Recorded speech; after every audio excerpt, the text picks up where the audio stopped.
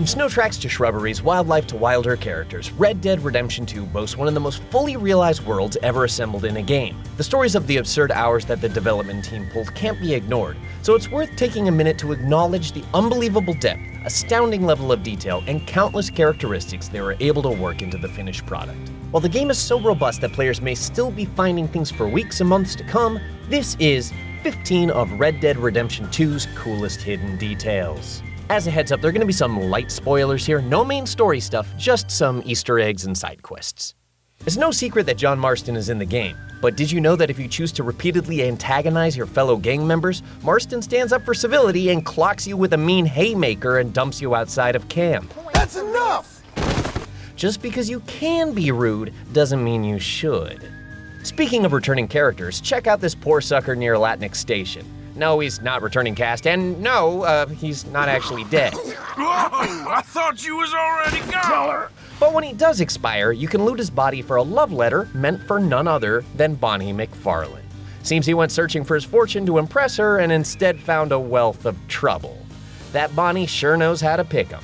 Though ultimately you get to make the call just how bad or good Arthur Morgan is in the game.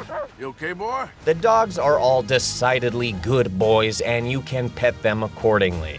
If you're not too busy petting horses, that is. The first successful aircraft flight wasn't until 1903. Since Red Dead 2 takes place in 1899, let's just say that any attempts you may encounter along your way are unsuccessful.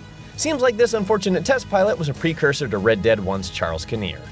Although the game is brimming with outlaws who wouldn't think twice about gunning down their rivals, you'd be hard-pressed to describe the lot of them as psychopathic serial killers.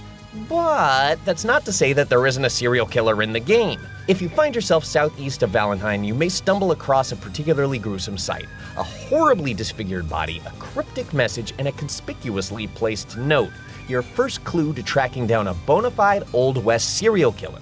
If you track down all the clues, you'll discover the killer's lair and get the gut punch reveal that the killer is not going to be spoiled in this video. Go find it yourself, it's fun. Here's another mystery for you. Northeast of Lake Isabella, you'll find a couple of frozen corpses, a literal couple as it turns out.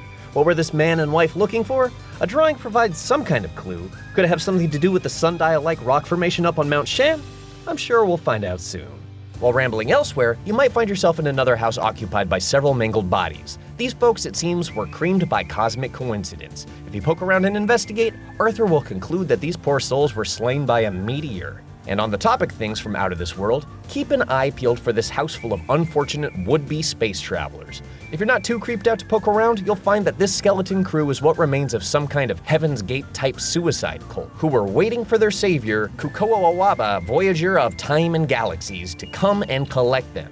Before you call these guys nuts, try coming back at the time that they indicate on their note. You may just become a believer in Mr. Kukoa yourself. Bigfoot has been at the center of several rockstar mysteries over the years, but this Bigfoot-sized skeleton on Mount Shan seems to imply everyone's favorite cryptid has finally bit the dust. West of Van Horn Trading Post, you'll find a monster of a different kind. The second floor of this house features some horrible mad scientist creature mashup. It's probably for the best that this monstrosity isn't living. Some things are a little more dubiously from the beyond. A voice emanates from this eerie outhouse, and if you decide to get nosy, you'll get a surprise reminiscent of PT. Is this woman possessed, embodying an evil spirit, requiring her to be stowed in an outhouse that's been chained shut? Or is the real maniac the person who locked her inside of here instead of getting her help? Cowboys don't have a reputation for being the freshest smelling fellas, and the game takes that into account.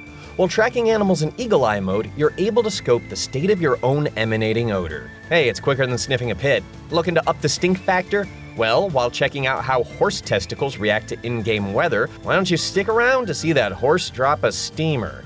Still not stinking enough? Stand behind some blazing saddles for a while, and they'll eventually let their baked beans do the talking. What I mean is, I'm saying that they fart. They'll fart. There are cowboy farts in the game, guys.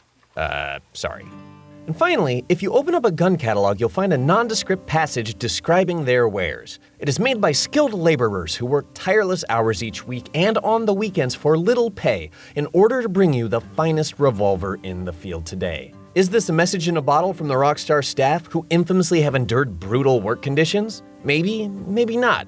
What's for sure is that we recognize and respect them as people and acknowledge all of the hard work that they put into making a game far beyond the limits of what we should realistically expect from a AAA studio. I mean, I guess what I'm saying is, you really didn't have to make the Cowboys fart, guys. I mean, jeez.